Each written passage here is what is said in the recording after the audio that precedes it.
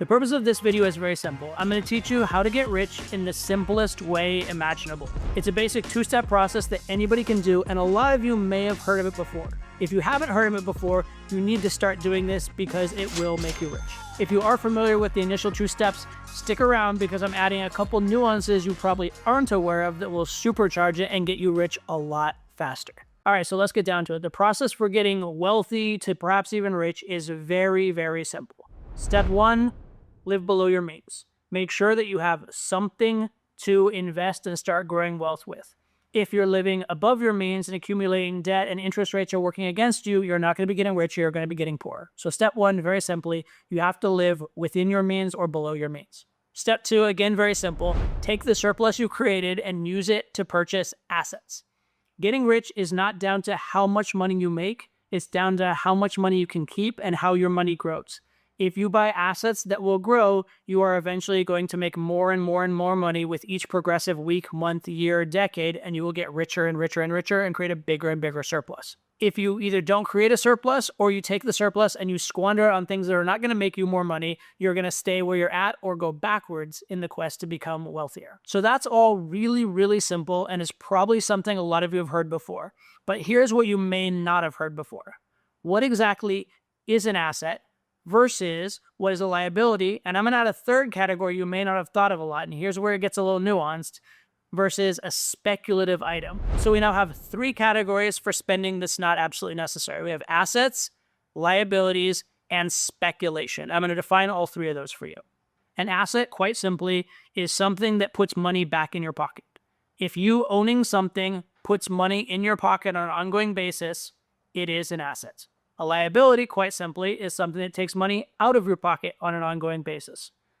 If owning it costs you money and keeps costing you money and keeps costing you money, or if owning it costs you money once and then never makes you money back, it is a liability. Now the third category, and this is really the crux of this video. What is the difference between an asset and a speculative item?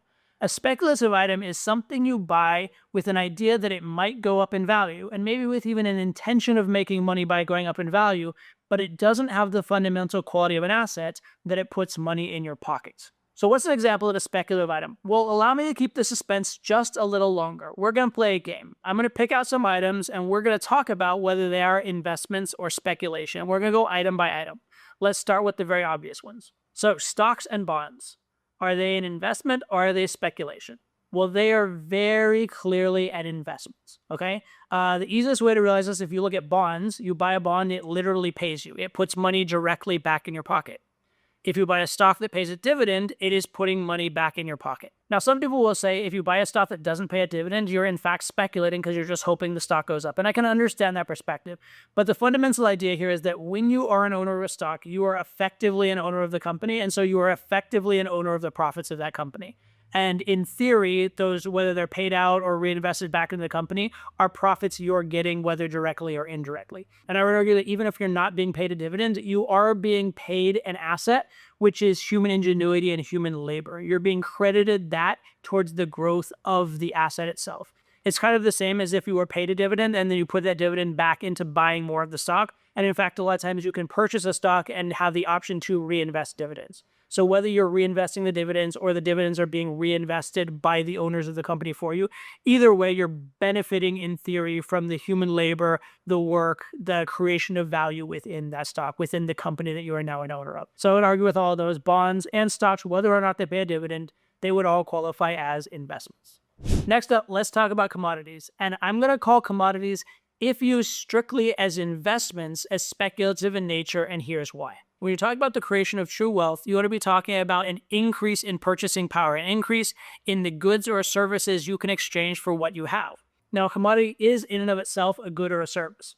And so what you're hoping if you hold a commodity is that you're going to be able to exchange it for more goods or services at a later time. So what you're saying, if you're investing in gold and calling it an investment, is that your gold will be able to buy more wheat or more oil or more soybeans or more silver tomorrow than it can today. And that's speculative because it could go down relative to those. It could go up relative to those. You don't really know. Now, a lot of people would say that gold is an investment because it's going to go up in terms of dollars, right? The idea being that there's ongoing inflation. That's probably a fact of life for the foreseeable future. And so in general, on average, you're going to get more dollars back for your gold later than you'll get for it today, or you get more dollars back for your oil or soybeans or cotton or whatever it is than you would today. And that's valid, but dollars are not real money. What real money is an IOU against future human work, against future human labor. So if you have more dollars, but they've gone down in value, can only buy the same amount of labor, you have not, in effect, actually accumulated anything of value.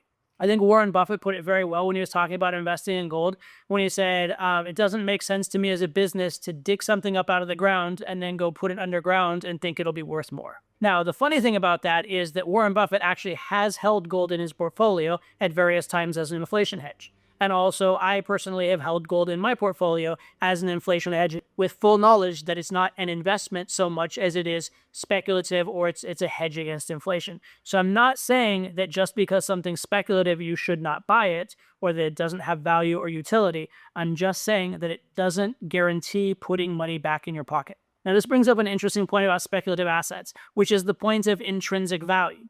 Because I just talked about gold, and gold does have some intrinsic value for various reasons. There are a lot of medical and technological uses for gold where gold is literally the best thing for it.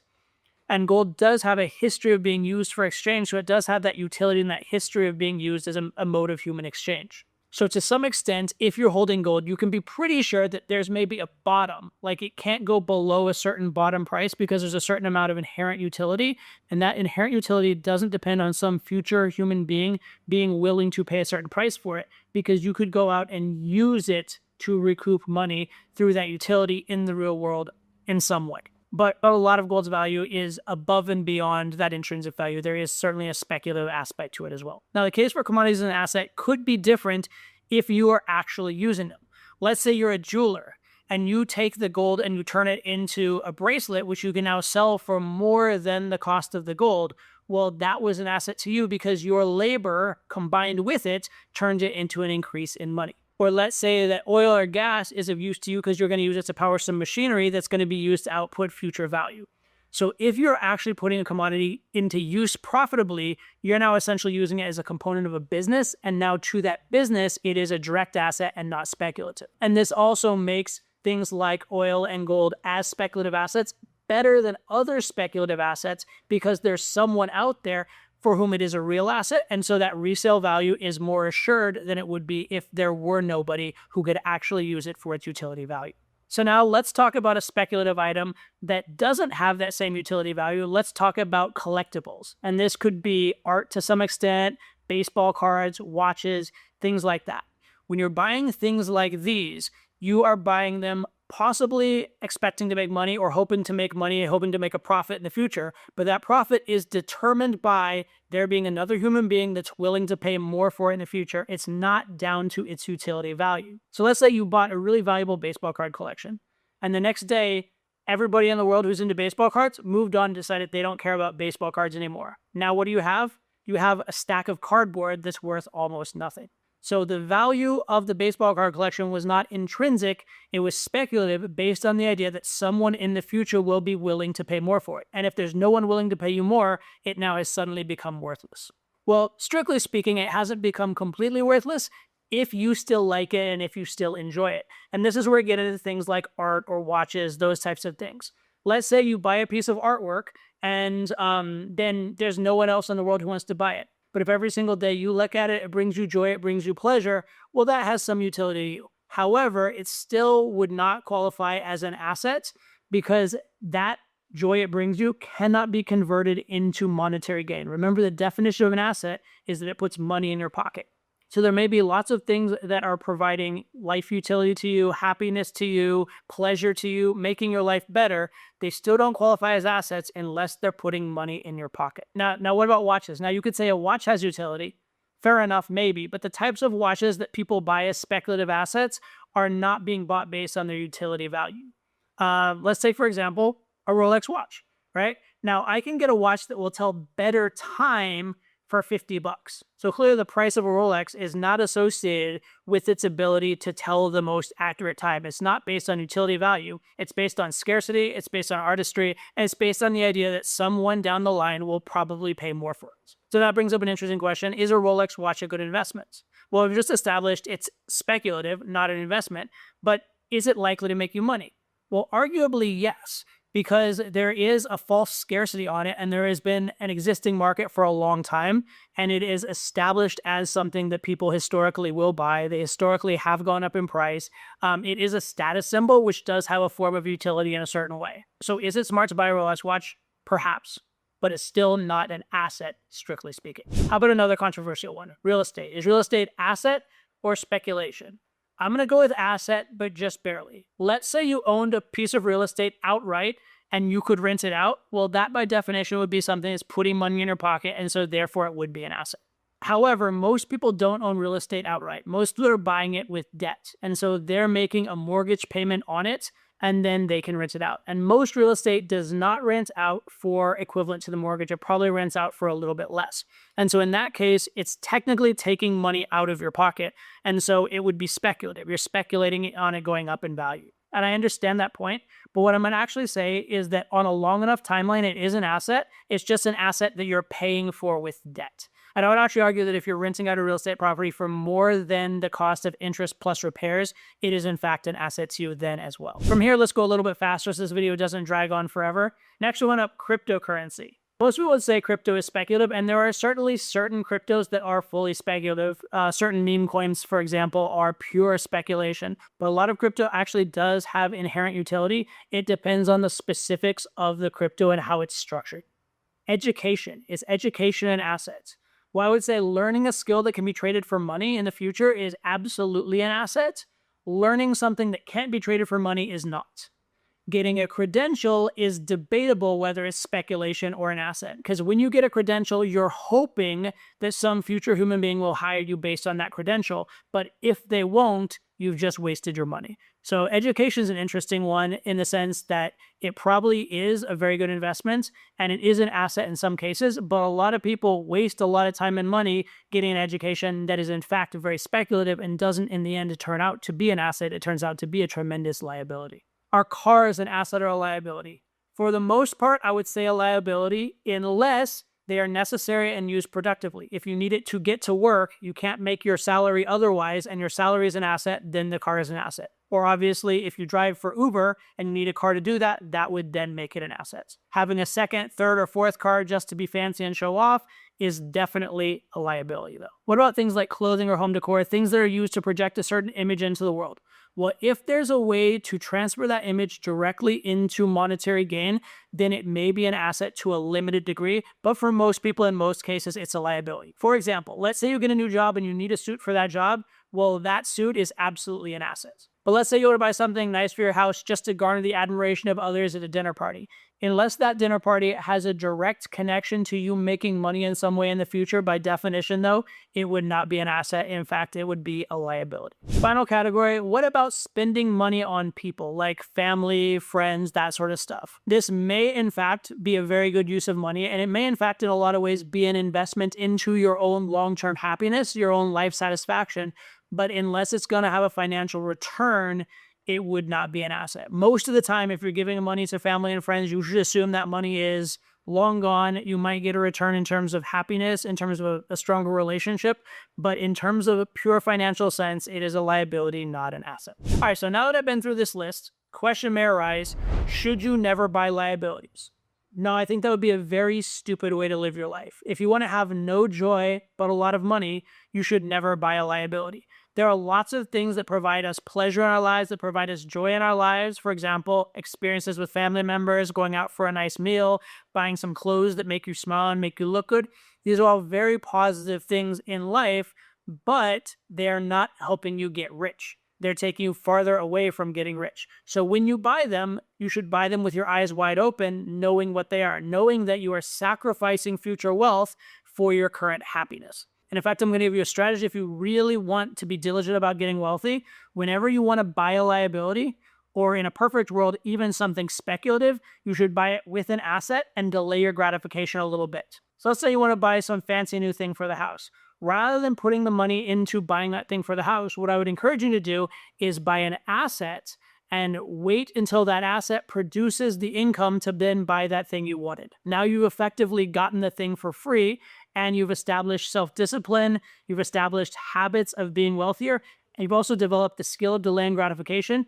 And because you've waited for the item, you're making even more sure it's what you really want. It may turn out that 6 months from now, when you've actually saved up for it, you no longer want or need it, and you don't need to spend that money at all. Now, do you have to take that mindset and never buy liabilities or be as psycho about it as I am, where I buy an asset for every liability I want to buy it? No, you absolutely don't. But you should, again, do it with your eyes open. Know that every single time you're buying assets, you're making yourself more wealthy. Every single time you're buying liabilities, you're making it take longer for you to actually reach the level of wealth or even being rich that you'd like to eventually aspire to. Also, let's talk for a second about debt. A lot of people do even worse than buying liabilities. They buy liabilities with debt. They buy liabilities on a credit card, and then they end up paying interest on the credit card, so the price of the liability actually compounds. In a perfect world, the only things you should buy with debt are assets that are going to help you to recoup that debt. And this idea actually brings me to the final point of this video, which is the way to supercharge this process and not just get wealthy slowly like everything else in this video will do for you, but get rich really, really fast. Here is the absolute holy grail to getting rich quick. Key to accumulating wealth quickly is leverage. It's getting more money to invest with. And the easiest way to do that is by borrowing it. So if you can invest your money at a certain rate of return, and you can get money at less than that rate of return, you are effectively printing money.